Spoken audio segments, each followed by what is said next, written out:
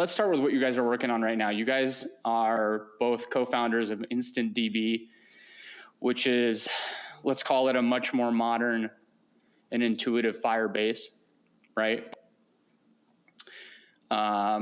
You guys are best friends. Is that safe to say? Or have you guys like upgraded to brothers at this point? Both brothers. Sorry, this guy's giving flowers. Some brothers aren't best friends. So That's true. That's true.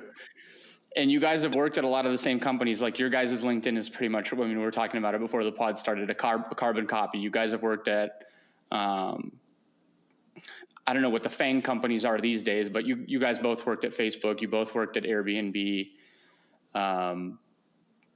Tell me about what made you guys pick each other, so to speak, as best friends. I think that's something that it's kind of an intuitive thing, but not a lot of people really understand exactly why, or kind of psychoanalyze why they choose somebody as a best friend. And then tell me more about how you guys decided to kind of follow each other on this career path that led you to this startup, which we'll get into. You want to answer? It's a great question. Joe, you answer. Well, no, I told you go to first. All right. Definitely best friends.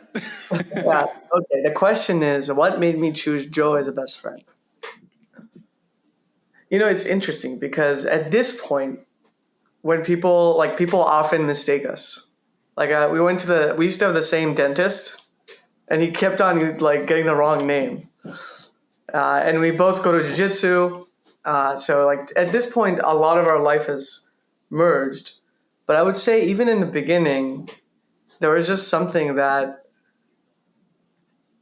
maybe it was core values or something that just got us vibing at the same frequency. I think the story of how we met is pretty funny. Like we were at a coding school in San Francisco, and I heard he was half Georgian, and I said, "Hey, we're gonna become brothers." He thought I was coming on strong, but he's like, "Okay, let's meet up." At that point, I didn't have a phone. I didn't believe in like recurring cell service, so we met at a hookah place over email. But I would say, like, you know, one thing that makes Joe like so special, you can just see it is, as I got to know him first, he's the definition of a mensch. So he's the kind of guy who calls his grandmother for his birthday, you know, who is very, very thoughtful, who always means what he says, makes sure that if he says something to you, you know it's coming from the heart. And then there's also these other things. Like I think he's an independent-minded person. I think, you know, he has a crazy high school story too, and I had a crazy high school story, and both of us are a little bit eccentric. And I guess over 8 years, a lot has started to merge. But you know, I often say, for example, if I'm in India in the slums or something, and somebody's attacking me, I want Joe beside me. Like he's the kind of guy that would be there and he wouldn't fight. He'd be like, "Hey, why are we in the slum right now? Maybe we should go somewhere else." So does that answer yeah. a little bit? Yeah, there's that. You can call it like an ancient trust or accountability that you kind of sometimes find people. I know that sometimes when I meet individuals, like, you can sort of look at it as like a frequency or a wavelength, right? Either your words are hitting exactly right in between their eyes, or you're a little to the left or a little to the right, maybe above, maybe below. Yeah. And sometimes you meet those people where you just can't mess up. Everything you say lands. Not only do they understand the words you're saying, but the meaning behind it and the intention. And I think that, in my opinion, is a what some might call a rich relationship. But again, knowing what to look for, right? Like, what do they say? Half the battle is knowing the problem, and then you can solve it, right? These are the kind of things that, you know, one might want to look for going forward if they're not already, right? Mm-hmm. Whether it's finding a co-founder, whether it's finding a, you know, boyfriend, girlfriend, just a friend in general. Sometimes having these criterias, right? Some might call it overthinking, but some might call it being practical, of just like, understanding what you're looking for in somebody and how you want to connect with them, I think is a super powerful thing. I'm curious, Joe, what's your answer to the same question? Like, how do you pick friends? Why'd you pick Stopa as your Well, I best think what friend? Stopa said, I think when we first met, it was very serendipitous. He found out, he knew I was half Georgian, so because of that, he Yeah. was like, we're brothers. On my end, like Stopa said, I was like, oh, that's interesting. But I had actually never met another at that time. I had never met another Georgian person that was like my age, that wasn't my family. So I thought that was interesting. And then we had this like random meetup, and the meetup was cool. But funny enough, we actually didn't meet again until like many months later, because I went backpacking in Southeast Asia. And then when I came back, I wanted to find a job in SF. And, Stopa would let me crash at his couch. I would like basically set up my final round interviews on a Friday so then I could spend the weekend in SF. And, Stopa would let me crash. So he was kind of like my entry point into like also then meeting other people in SF. And then, over the years, we would have all these repeated interactions, right? And it wasn't just repeated interactions of convenience. We would have like, difficult interactions too, whether it be arguments or dealing with like hard situations. We eventually, went on like some weekend trips. We eventually went on international trips. We went to Peru together. We went to Georgia together. And I think like that's how relationships grow in general. So there was like kind of this initial randomness that brought us together, right? There was enough things that we could connect on so that we could kind of like start the friendship, right? But then there was all these repeated interactions and these real interactions that happened that kind of elevated the friendship. And then we eventually became roommates, right? So it's like a lot of stuff happened before we became like best friends. But yeah, I would say, there was an initial spark followed by a lot of follow-up. I do Did think you it's guys important. know- Oh, go ahead.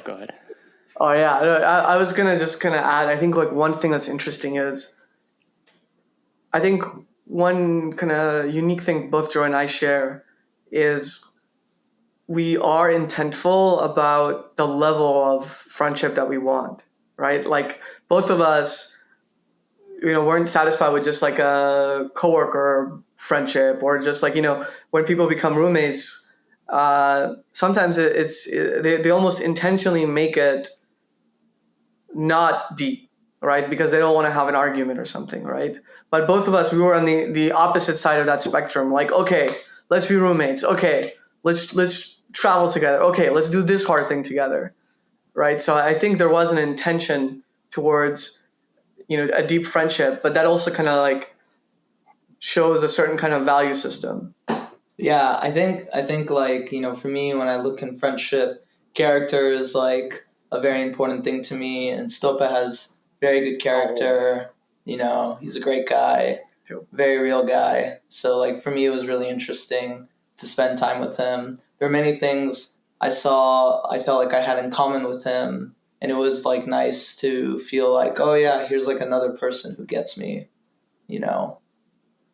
Did you guys know early on that you wanted to co-found a company together? Was that a conversation that you guys had early on in your friendship, or is that something that came as you guys sort of evolved as friends, as roommates? You guys had a very similar career path in some of these companies. How did that look? I feel like we always knew we wanted to do a company. I think at some point, maybe it was like, when was it? It was even before we started working at Airbnb. We talked about, what if we just did a company, right? Yeah. And then we decided, okay, we should like be responsible and like come up with an idea first. But I feel like basically, I think we decided that we would want to work together on something in late 2018, because I had also come back at that point from traveling in Europe, and we were starting a job search together. But we were also thinking, what if we just didn't work a job? What if we started a company. And we didn't start a company then. We would start a company a few years later. But I would say, if we met in 2014, I would say it was in late 2018 where we started seriously talking about starting a company, and we became roommates in 2016. So maybe 4 years after we knew each other and 2 years after we started living together. What do you think is kind of like are the hallmark characteristics of finding a co-founder? You hear a lot of people talk about, at a base level, you have to have like complementary skills, right? Like, again, at a base level, you might say one guy is the business guy and the other, person might be the more technical one. You guys are both technical. You guys have both worked at big companies, so you've seen how products scale quickly, right? Especially, I'm assuming at Facebook, you guys probably had a lot of experience at that within Facebook. I don't know about Airbnb. Maybe you could speak to that. But how do you guys sort of divvy up the work, and how did you know that you two were the fit for Instant? Well, one thing I think is actually like complementary skills is nice, but I actually don't think that's the highest requirement.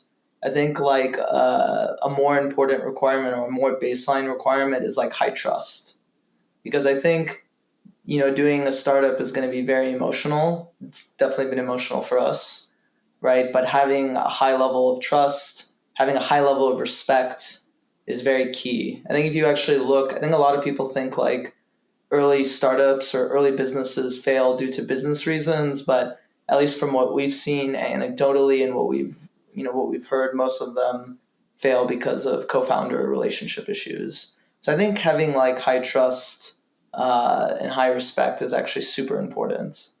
And then in terms of go ahead. Go on. Well, I was going to say, if you want to talk about how we divvy up the work. Yeah, I mean, I would like actually just underscore like Joe's point, because I think at least what surprised me about starting a company is like a lot of the things you think are important before you start it are not the way it looks. Like, for example, you might say, oh, I need to be disciplined, right? But when you start a company, it's like almost you don't need to be disciplined at all, because it's like having a baby who's constantly crying, right? Like you don't need to be disciplined to take care of it, right? And because of that, it's literally like the beginning of a company is much more like marriage than it is like coworkers. So I think the things you need for basically a good marriage is what you need for good coworkers. So for co-founding, so you need things like extremely high trust. You need to believe in the other person, right? You need to know that like if this person, is just as good as you are, or like you can trust them with the hardest decisions, right? So I think when you have that, the rest, like things change so quickly. I don't think, for example, if this person's good at sales, this person's good at programming. I think that can be really useful. But when you have that high trust and when you have that belief in the other person's like ability, then all of a sudden you can, for example, like if somebody doesn't know like X thing, right? You have a year to figure it out, right? The other person can just learn it. And with startups, you often have to just learn almost everything. So like one funny aspect is like, some of the things that most people who build these companies, it's the first time they've ever been doing those things. Like Steve Wozniak, when he made the personal computer, that was the first time he ever did it. One thing I noticed just watching you guys talk to each other and about each other is the amount of respect that you guys show. The amount of respect that you guys show, not just for each other as co-founders, but the amount of respect that you guys show just as human beings, which, political comment, not enough of that today, right? Can you guys talk about how you guys both give and earn respect within your guys' company? and just as people in general, because I think it's a subject that isn't really covered a lot. In my opinion, kind of we have this instant gratification society, right? And everybody kind of wants it their way yesterday, right? Amazon Prime, I want everything quick now for me. And I see the complete opposite for you guys, from you guys. The way you guys speak to each other, the way you guys speak about each other, it's always like, it's almost as if like Stepan is thinking like, oh, what would Joe like to say? What does Joe need? And then, Joe, same thing for you, for Stepan, right? Like, you guys are just completely cordial to each other in a way that you rarely see. And I would love to know how you guys got to that state, how other co-founders can get to that state, and just how you guys carry yourselves in general. Because I think, not to go on too much of a rant, I think much of it is your guys' background, right? That's a very Georgian thing. I've been to Georgia, and that is like everywhere, right? To a certain extent. Not to generalize, but, it's a very respectful, you have the toast, you have the tamada, you have all this stuff, right? Which I love. And I would love to see more of that here in the US, right? I would love to hear also, you guys get into how you guys cultivate that culture within each other and then within your company, down the road. I think between us, one thing is, we have known each other for a long time. And we have gone through a lot of things together, right? So we have a lot of shared experiences. We've learned how to communicate. We've learned how to fight, right? So that really helps. I think another thing is in terms of acting towards other people. One thing I always liked at Facebook was we had this phrase assume positive intent, which you would hear a lot back when we were there, which I really like. And I assume whenever I'm working with someone, right, by default, I will assume that this is a great person unless I see otherwise. And, that is how I like to treat people in general. I assume, someone I meet is a well-intentioned person. And I think when you come with that energy, right, people can feel it. I think also I have a poster of this in the back, but when we worked at Airbnb, one of the core values there, maybe the main core value there was be a host. Right. And that had multiple meanings, but even that idea of, having that Georgian energy, like you said, where we want to be warm and welcoming. So I think that's something that we internalize. Both of us do jujitsu too. And in one of the original principles of jujitsu, Carlos Sr., he writes about, basically only speak of good things to other people, celebrate your friends' successes, right? So all of these things are really just, to me, point towards having this mindset of by default, assume good intentions to others, be kind to others, right? Bring good energy to others. I think that's one way you can, one, just give respect to other people, but two, also start creating this environment of cultivating respect. What do you think, Stope? I think it's a great answer. Yeah, I think kind of similarly, maybe the two ideas I would add to this kind of energy is, I think sometimes in American culture, showing respect could be seen as it's almost like a weak thing to do. But I actually believe it's the opposite. Only the strong can show respect, right? So how does that kind of, I do think you got to choose your heroes, basically, right? So I think for both Joe and I, when we see somebody who's able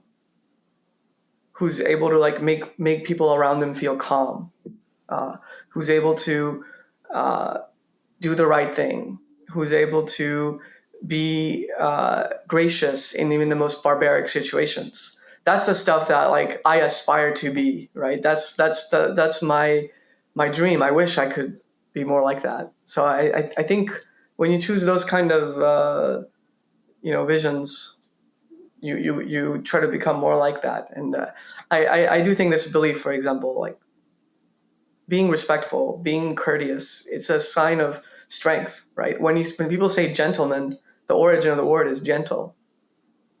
So What would you guys say to other co-founders? How can they, if you were to give them, quote unquote, some actionable steps, some actionable advice, what could they do to bring that into their companies and to bring that into their lives? Some actionable advice on how to improve the relationship, basically. And let me preface why I'm asking this question. You guys fortunately grew up with this. In some ways, you might say, there are learned skills, experiences that cultivate that, but it's also possible to say that, given our culture, you guys have had a little bit of a head start. It's a little bit more ingrained in you. The reason I'm asking this question is because people who long for that, who yearn for that, but didn't have that head start, right, might want a kind of, not a bucket list, but like a short list of advice that they might like, just bullet points of like, if you just kind of focus on these things, you might have like 80% of the juice with 20% of the squeeze, if that makes sense. What would you guys say to that? Like one actionable thing that I can think of. So I read this book when I was 18 and I definitely resonated with me. Well-known book, but I really like it. How to Win Friends and Influence People by Dale Carnegie. I think he actually just basically writes about that. One of his core ideas in that book is like, interesting people are interesting because they are interested. If you want to be an interesting person, be interested. And don't just be interested in yourself, but be interested in others, like genuinely interested. Yeah, I think that's a very good book. If one reads that and really thinks about what he is saying, I think that's a way of getting 80% of the juice with 20% of the squeeze. Yeah. For something like book-wise, another author I would recommend to somebody is the author Raphael Sabatini. He writes these, like, I basically read like 100 of his books at this point, or almost every single one. And the reason I love it is this person, first, he himself, I think, embodies some of these characteristics. Like, he really is a gentleman. He speaks 5 different languages. He knows the history of Renaissance Italy and the French Revolution and King James's, plots and all these things. So when you read them, I think the main characters embody these virtues that are less common today, but were a lot more common in the 19th century. So I think you can form like mental heroes, right? For me, those fictional characters are often like my mental heroes. And then for maybe a more technical thing for like co-founders, I think one of the things that I think this happens in almost every relationship too that gets really deep, but at some point you need to cross like a chasm where you'd say to yourself, it's almost like there is nothing more important. For example, the business is not more important than Joe and I's relationship, right? Like Joe's and I's relationship is more important than the business. It's more, I want Joe to be happy, right? As like the number one priority, not like, this is great for the business, right? So once you cross that level of depth, then a lot of the kind of, let's say, medium level arguments or even high arguments, they lose their fame, right? Because when you're arguing, like, wait, like I am secure for us, I'm secure in the brotherhood, right? Like we could be super mad at each other, but that doesn't mean that we're not going to be friends anymore, right? So I think you need to strive to reach the level where the option of like, hey, we won't be friends anymore. Hey, I'm willing to like sacrifice our relationship for something greater. Like when those options are no longer on the table, the relationship can lead to something much deeper. You guys are obviously very aligned, right? You guys have this mission, if we can call it, with InstantDB. Can you kind of talk about what that mission is? What you guys hope to accomplish, and then we can kind of reverse engineer how you got there and continue on from there. So our 2-line pitch is Instant is the modern Firebase, and we make it easy for developers to build real-time and collaborative apps like Notion or Figma. And kind of the idea is, if I was to do a bit of a longer pitch, we just have a basic idea that there's a set of features that differentiate good apps from the best apps. And when I say the best apps, I mean like when you compare Figma versus Sketch, or you compare Notion versus Evernote, there is a world of difference. And the reason there is a difference is, again, because of these features. And we talk about those features being things like optimistic updates, multiplayer, offline mode. And the thing is, most people who don't have those things in their apps, the experience will not be as good. And again, many people might question, well, why does that matter? And again, we point to things like Notion and Figma. Before Figma, when people would use Sketch, they would have to send versions of files to each other. Now with Figma, you can have people collaborating at the same time. When people were using Evernote, great, that's good for a single player experience. But if I'm in a work organization and I need to share my notes across orgs or maybe even make web pages, Notion just allows a different class of experience. So these features really take a potentially good product to the next level. The problem is making those experiences really good is not easy today. Only a few companies do it well, and basically the way they do it is they can hire really good engineers to work on that full time. And what we've seen is that basically each one of these successful companies is creating their own solutions. What's happening is, as normal people, as people who use these apps, our expectations for what we expect from apps are going up. 5 years from now, this feature set that we talked about is going to be table stakes. Pretty much any app that anyone makes is going to need to have them at their core. Otherwise, you won't even bother using it. But the problem is, today it's just too difficult to do that if you're starting your own project. There's a lot of work that you have to do. But again, if in 5 years this is going to be table stakes, in our opinion, it means only one thing. 5 years from now, there's going to be a solution that people take off the shelf. And this solution is going to power basically all of our apps. That's the race that we're in. If it's not us that's going to win, it's going to be someone else. But whoever does it is going to be a multi-billion-dollar company. So that's what we want to work on. Part of the reason why we want to work on this is the way we even got into programming is we got to use other tools that enabled us to move faster. They're still around today. Now there's other competitors, but one company that was pretty big many years ago is called Heroku, and they made it very easy for, if I build an app on my computer, how can I share it with my friends? It wasn't like too difficult, but there was a lot of steps. And then depending on, hey, what if my app is getting popular? How is it going to stay afloat? That would be a lot more complicated. With Heroku, literally no effort. You just had to set up, a few things, and then bam, one command later and you're done.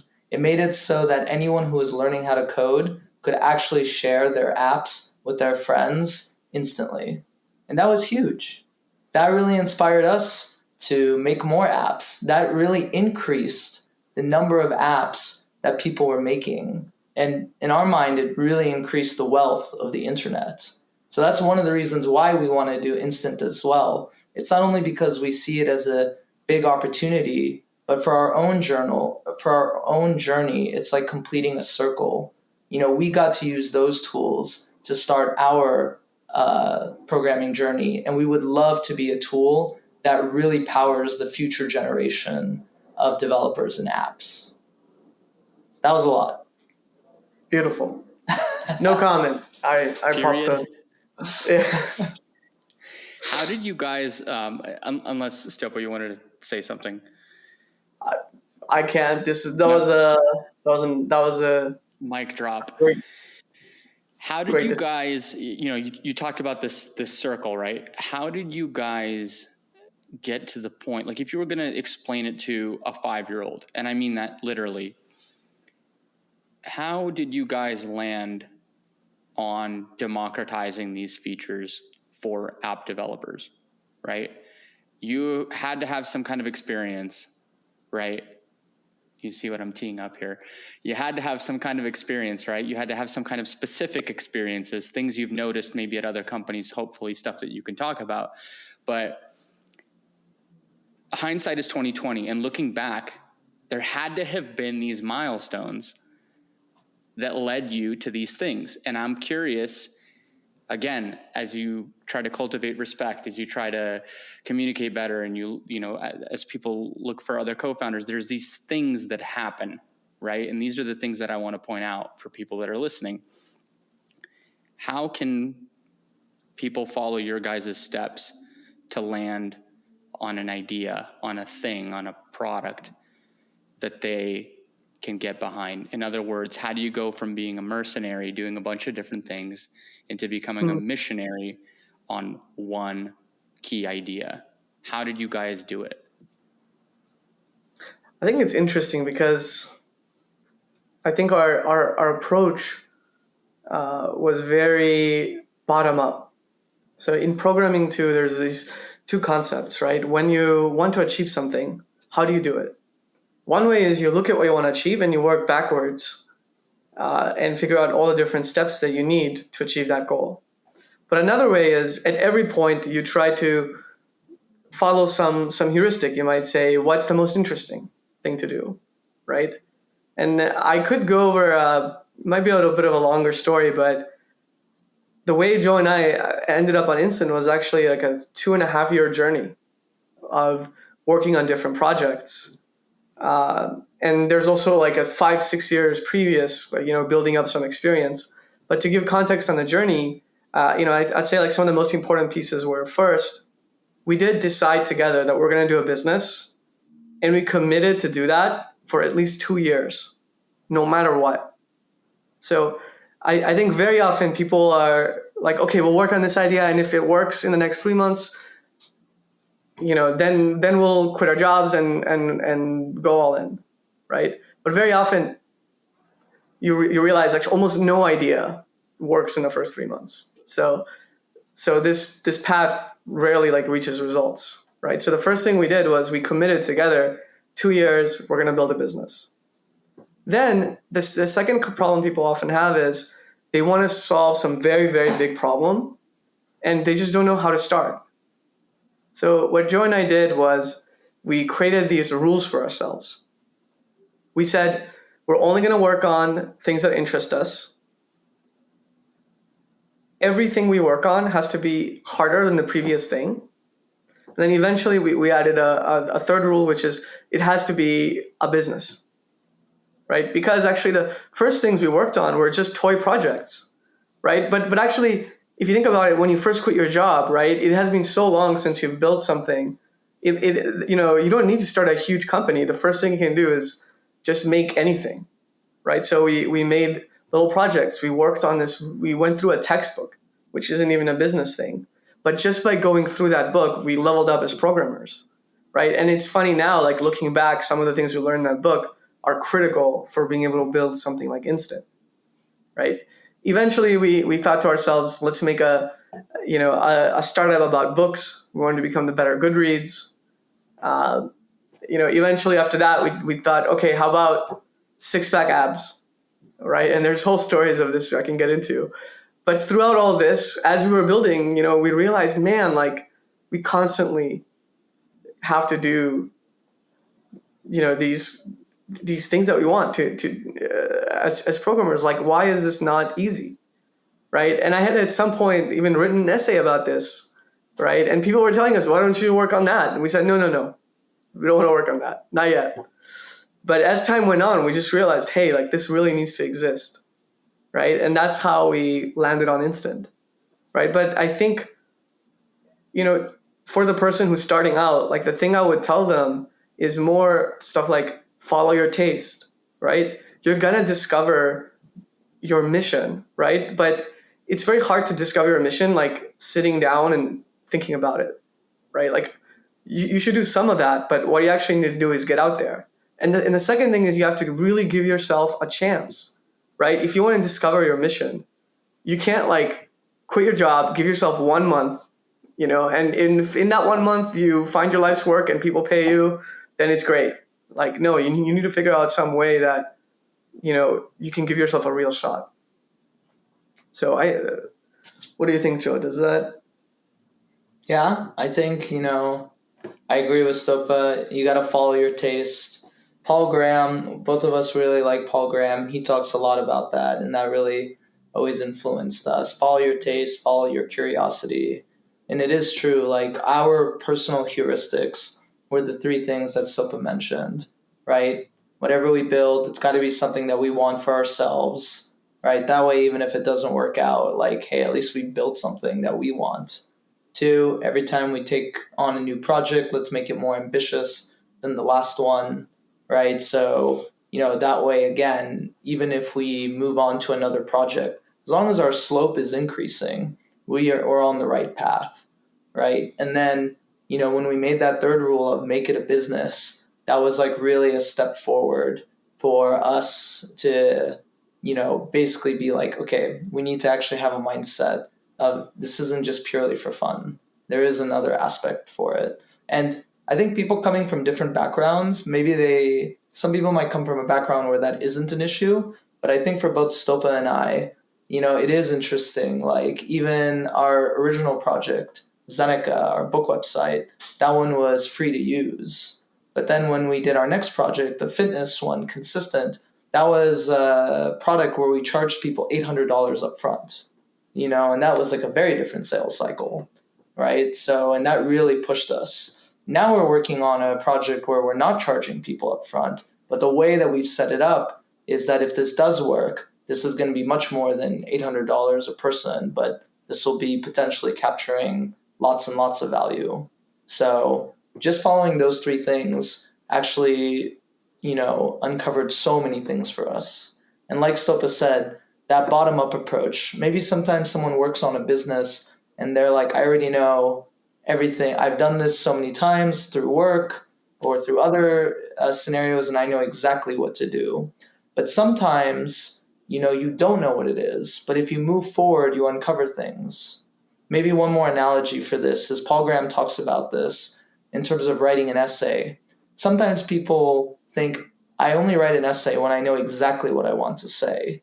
I already have it all in my head and I'm just going to write it out. But another way you can view writing an essay is like a discovery. You're like, well, I'm going to write about this. And as I write about it, things will reveal themselves. And that's kind of the approach that Stopa and I have taken as we build things. And it's been pretty exciting. You guys mentioned earlier this idea that some people want to get stuff done in 3 months, and if it doesn't work in 3 months, it's no good. How can people build that muscle and relax as far as the time horizon goes? How can they learn to extend these time horizons and sort of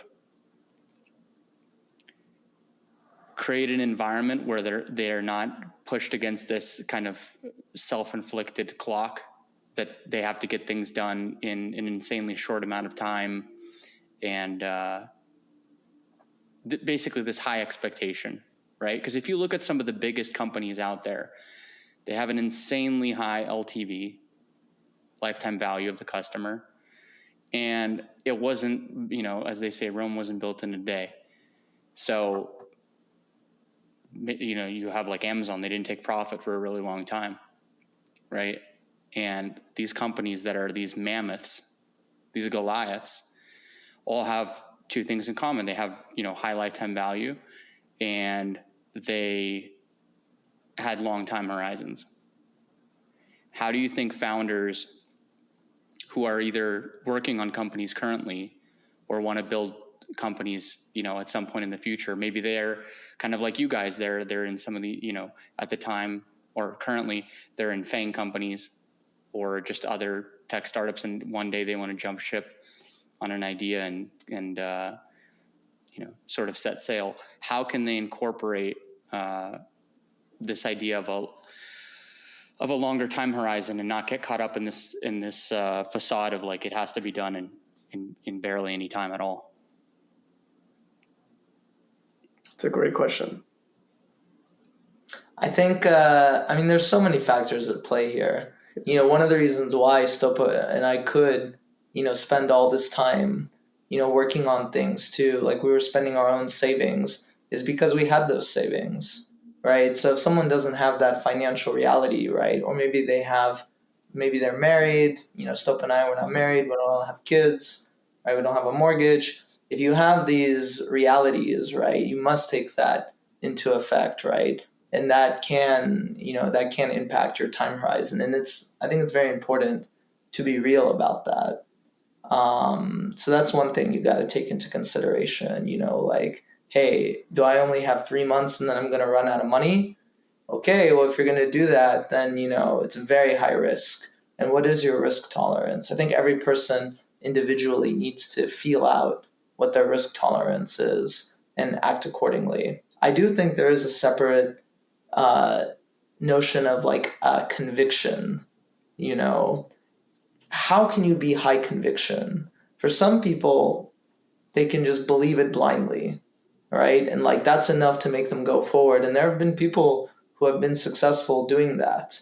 But I think, you want to be real, and you want to think about ways like, how can I validate my conviction? I believe something is true, but how can I validate it? There can be a danger of just being in the cave for too long and building and not getting feedback.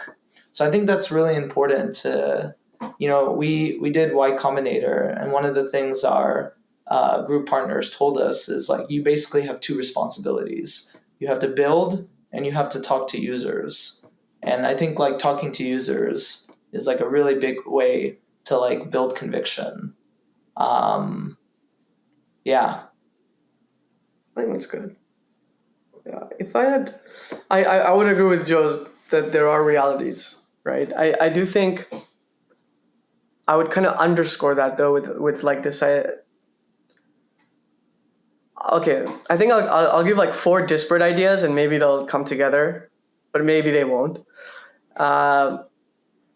One thing to also remember is like we just shared that idea, right? Hey, like, not everybody can take 1 year off, right? But actually a lot more can than they think, right? And that's because most people don't see the full picture of risk, right? So there's a, if somebody's standing still, right, they think, hey, I don't want to move because that's risky. But they don't realize that standing still is also risky, right? So I do think, really, really trying to question, right? Like if you're 25, and you go do something and you're broke at the end, like who cares? There's like thousands of people who are, there's many people who are 25 who are broke. Like no one cares, right? Like you can do that for a long time, right? So if you really don't have kids and you're not married and all these things, there's a bunch more available to you, right? Then I would start kind of diagnosing like what are the areas that prevent somebody from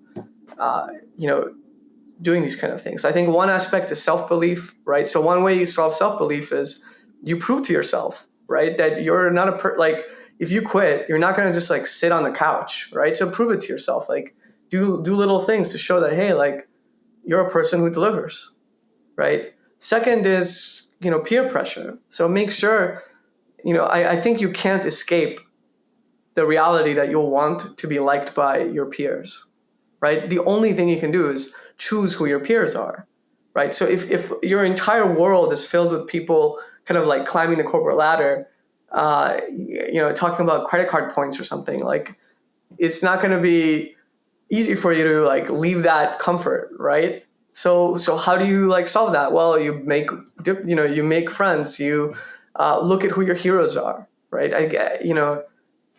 Read Paul Graham essays. All of a sudden, a lot of the things that feel extremely foreign feel like very normal, right? So I think maybe that the ideas that merge Joe's and my comments is this idea of like you have to be really truth searching. about these things, right? So some people are overly worried, right? Where they literally have like no real downside, but they think they have the biggest downside at all.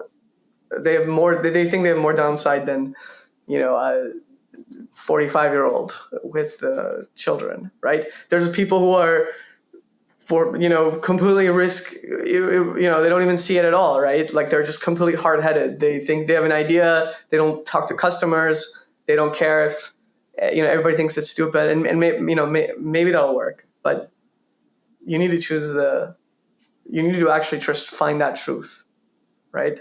And I think the way you can do that is, bit by bit. For yourself, you have to prove to yourself that you are the kind of person, who can get things done. And then the second thing, you have to choose your peer group. What are your thoughts, Joe? Joe, did you want to add anything?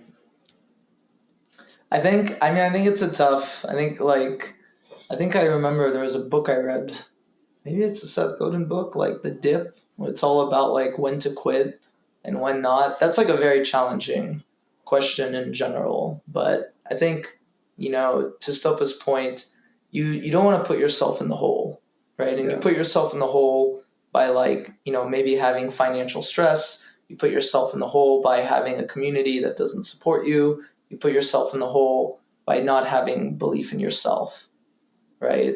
So, the more you can put yourself in a position where you feel good, you feel happy with yourself, you feel inspired, you feel empowered, you feel free, all of those things will really enable you to be real and to go for it. Yeah. And in the vein of kind of truth seeking, right? I think one thing that people, like, you just got to come to terms with is, for example, like if you want to have a baby, like it will take 9 months. Like there's no way around it, right? So there's so many things that if you just look at the reality of how it works, for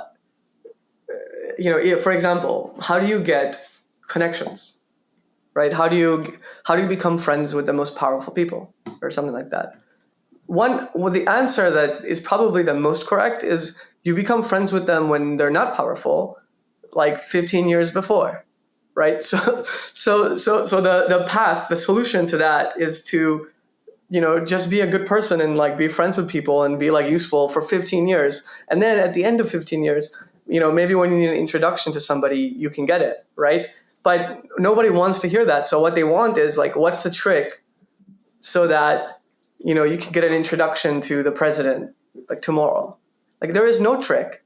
The trick is wait 20 years, right? So, I think this is like another one of those truth things. Like you do need to see, like, for example, like when people want to build a startup, right?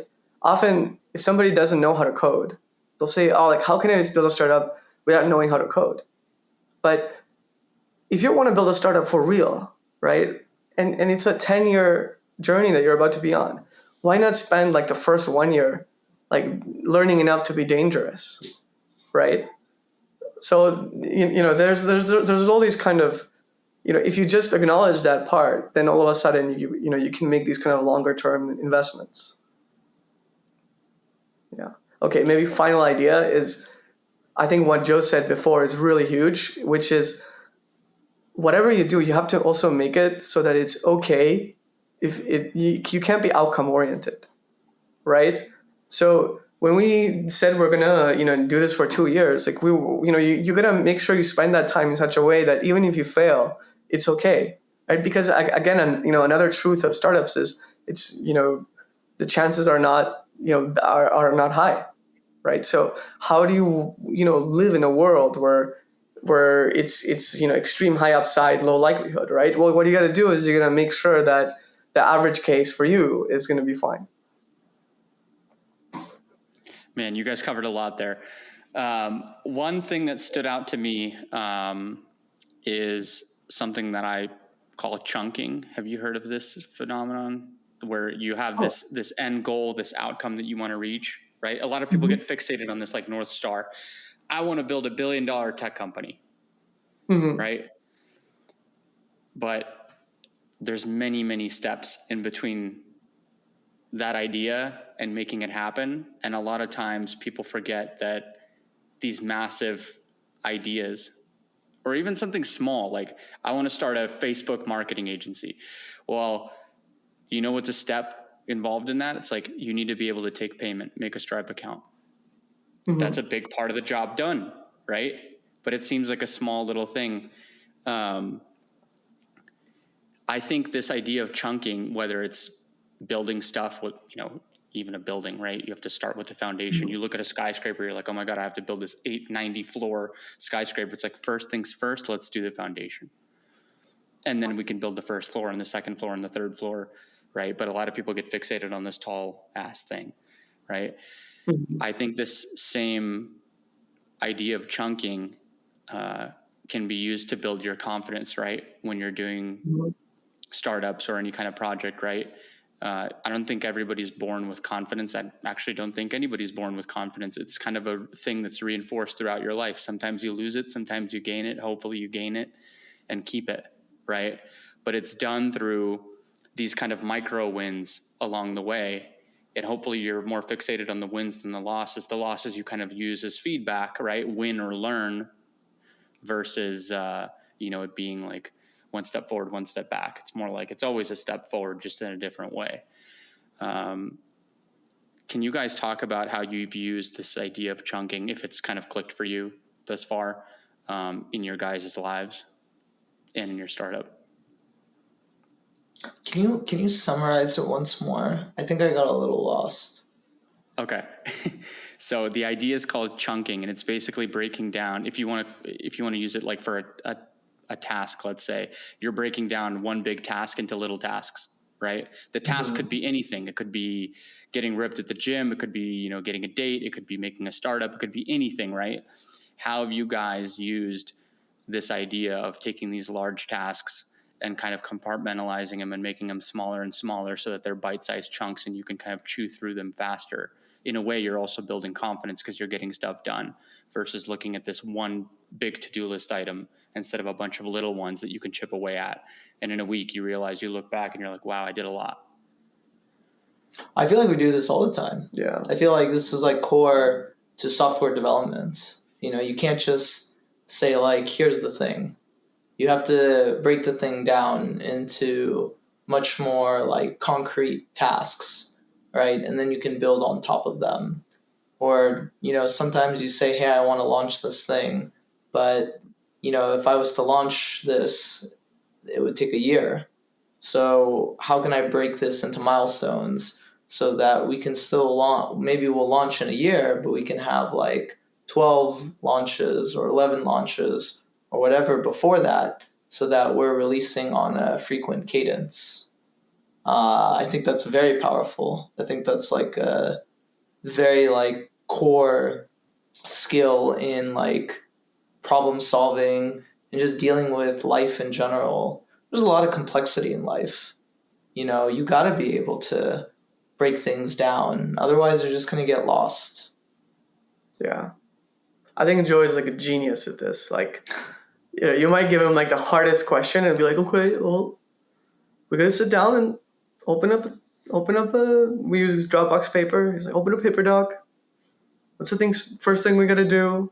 All right. And I think it is really important. I think there's also a creative aspect to that, right? Where, maybe you give this big question, like, I want to build this giant building, right? At the point where, as long as you create a date, that's the most important piece, make a date, and then now you're forcing yourself to create a to-do list. You might actually discover, like, what if you don't need it to be a big building, right? If maybe the first 20 floors are just like one. If you need it to be like at the very top, maybe it could just be one giant rod at the very top. There's a house. Like, there's a lot of ways to solve that problem, right? Maybe you make a plane instead. So I think we definitely use that in programming a lot. I know you guys do, but I can't tell you how many times I come across different people and I explain this concept and it's the most mind-blowing thing. The reason I wanted to ask is because you guys are experts in it. You've been doing this for way more than 10,000 hours. So for you, it's kind of like nothing. You're like, yeah, why wouldn't you break it down into chunks? And, but I can't even begin to tell you how many people I talk to and they focus on this one massive gigantic, huge, I have to say 3 adjectives there because it's literally like that, Yeah. end state, and they don't break it down. I also think like kind of what we mentioned and the other things, they are, I think I read this like in the habit book, John Clear. I don't know if it's Atomic Habits. Atomic Habits. Yeah. He mentioned this idea of, proving yourself through, you start creating an identity for yourself. Like, oh, I'm a weightlifter. And every time you go to the gym, it's like a plus to your identity of weightlifter. And every time you don't, it's a slight subtraction, right? But I don't know if I thought about it like that originally, but I generally believe in that. I think, for example, the only way to achieve confidence, right, what we talked about, is through demonstrating to yourself, right? Like, you can never fool yourself, right? Like, do you stand up when something, you disagree with something, right? Do you do something inconvenient? Do you take care of people? Like, do you do what's right? And all of these things give you the proof of they're the chunks of the giant goal of being like a confident person. Joe's nodding very silently. He's deep in thought. No, I agree. Like, yeah. So with respect to your guys' time, I know we blocked off an hour. I have some questions that I kind of want to rapid fire, if you don't mind. Is that okay? Sure. Let's do it. Okay. Let's do it. So how do you guys network currently? You guys are obviously in your 30s, right? So you have some time on, let's say, the late teens and the 20-year-olds. What have you guys learned about networking? How do you do it today? And what have you found to be, again, 80% of the juice, 20% of the squeeze, most efficient way of doing it? You want to go first, though? Sure. I would say we don't really. I was curious what Joe answers, but I don't think we really network. I think the way, at least I think about it, is I like to just solve problems, right? So for example, like if I have a question, I'm not shy to like email the author of the book that wrote the answer for it, right? Or if I want to find out more about some technology, I'll email the inventor of the technology, right? But all of that is not so that like they become my friend. It's because I actually have this problem I want to solve. But I think if you do that and then you actually deliver, right? Like if you ask somebody for advice, most people want to give you advice. And then if you go back and respectfully show them some advancement, I think it's just so rare. Like at least some people now we're at the age where people do that to us, and it's very interesting to see how willing we are to help and talk with people who are like have initiative. What do you think, Joe? I think one thing Stop is very good at is things like cold email, cold outreach. I think, as Stop said, we really don't network that much, but especially in our field of work, it is really amazing at how accessible the community is. We program in a language called Clojure. There's a Slack channel, Clojurians, with a lot of very experienced developers there. And when we run into questions, like we just post there and we get help, right? And then other people find out about us through things like Clojurians. Other people also find out about us through things that we do, things that we output, whether it's on Twitter, we use Hacker News, and that's how people find us. And basically all of that is pointing towards, like, one, just being genuine in like the things, like do things that you like and really reach out to communities. But two, I also think we just live in an age now where we have all this technology that makes it easier than ever to access anyone. And I feel like, some people, they may feel like, well, I can't message this person because I would be bothering them, or the only way I could maybe connect with them is if I met them in person. But actually, it's a lot easier than ever to meet anyone or talk to anyone. So that is what I would recommend. Like, put yourself out there and reach out. And maybe have an ask, right? A lot of people don't Yeah, have an ask. a real Like, ask. yeah, a real ask. Yeah, and maybe a backstory. I've noticed that one of my best friends, Vlad, He is the best networker I've ever come across in my life. And his whole thing is he gives you a backstory to his ask and then gives the ask. And his hit rate is ridiculous, right? So he'll be like, hey, this is the problem I'm working on right now. This is kind of where we're at. I was wondering, insert here. And it crushes. Definitely. Yeah. I don't know if you guys had any more comments on that. I can move on to the next question. I defer all networking to Stopa. All right. I think that's a good answer. Give us next question. All right. Do you guys have any business ideas that you don't have time to do right now that you've been just kind of like filing away in your back of your head? It's just stuff you've noticed. I feel like with all the proliferation of AI, there's so many really interesting things people could make. Like, as a simple one for jiu-jitsu, there's a surprisingly, in my opinion, limited amount of inventory for like cool like rash guards, like cool designs. Like, I would love it like if someone just made it easier for me to buy like really cool designed rash guards. You know, like there could just be a shop, or there could just be a way where I could just give like an image and it would print out. I think that does exist already, but I feel like that process could be more seamless. For Stopa and his girlfriend, they recently moved into a new place, and I used Midjourney to make some custom art for them, and then I used level frames to get it framed, right? But this is another example of me using AI to make a physical product, and I feel like there's so many opportunities in that. I was just seeing a tweet today about using AI to make like coloring books for children, using AI to make vector graphics, which is very useful for when you're making a website. So many, I just feel like there's just a proliferation of, generative AI ideas. You don't even have to like necessarily be like a person making the models, just stitching things together. Mint.com with machine learning, like with LLMs. That is such a good idea. Like I would pay for it. If somebody who builds that, I would pay for that. Democratizing more interesting financial tools. I like automatic rebalancing, for example. That could be really interesting. Okay, in the jiu-jitsu side as well. If you do any kind of sports and you take stuff to like wash your, like a shampoo, right? You can't put that in your bag because if the shampoo breaks, that's gonna like screw up your entire bag.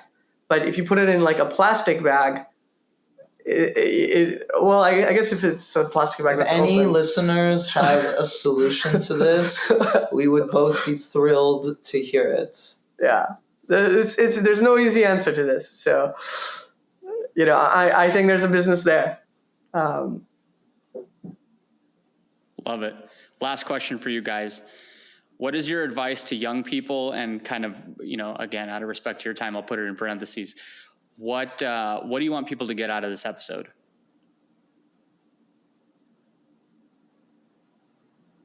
It's a great question.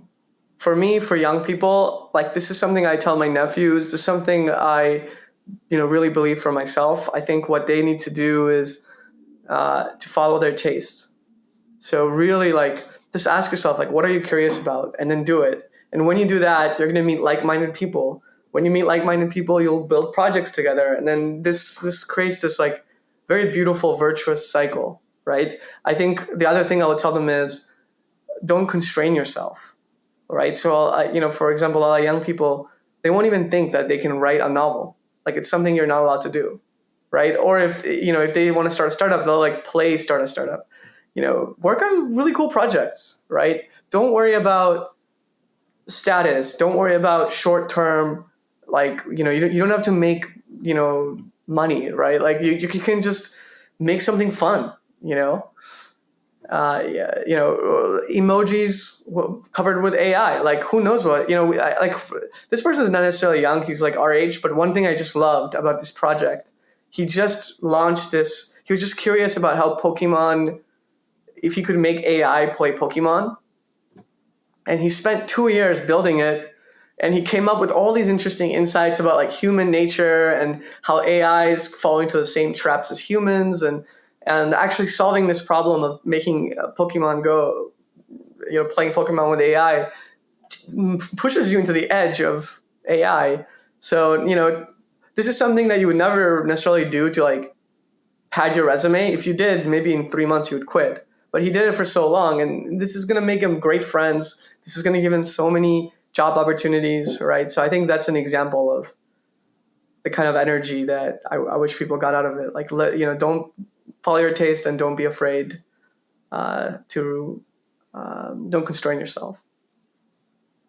Joseph, what about you? Action creates clarity, baby. Yeah.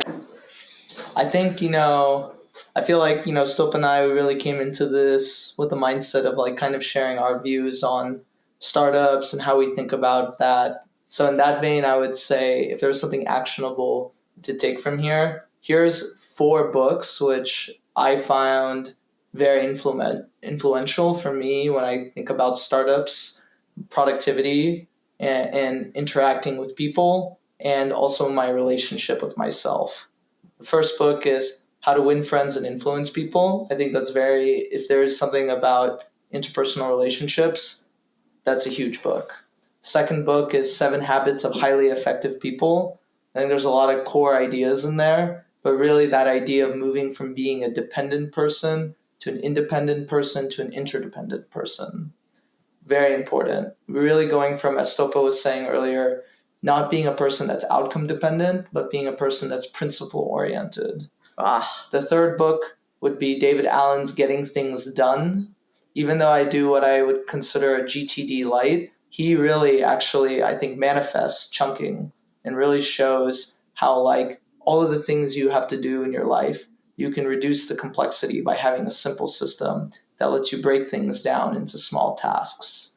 And then the fourth book I would say is Hackers and Painters, which is a collection of Paul Graham's essays. And that's really meant to, I think, inspire someone to go deeper into Paul Graham, Y Combinator, and Hacker News, because I think it's a very unique approach to thinking about startups and very counterintuitive than what someone might think. But that's really influenced a lot of us. I think if someone spent the time to read those 4 books and think about it, they would probably have a lot of context on how Stopa and I think. Well said. Guys, it's been an absolute honor and a pleasure. Thank you for coming on. Thank you for being episode number 1. Where can people find you if they want to get in touch with you guys? Or obviously, everybody should go to InstantDB.com. That's your guys' domain. That's your guys' startup. Go check it out, especially if you're technical. This is like, if you're thinking about building apps, this is the place to go. Where can people find you on social and kind of track your guys' journey and what you're up to? And Twitter, the massive TikTok-toe battles. TikTok-toe.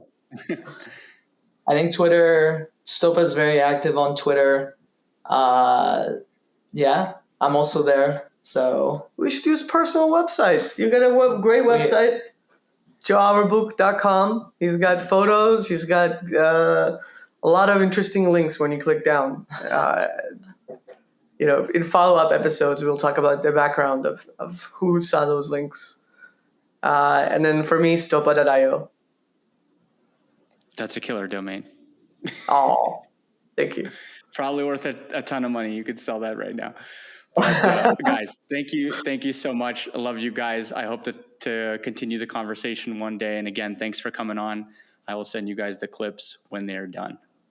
Cheers, brother. Thank you for having us.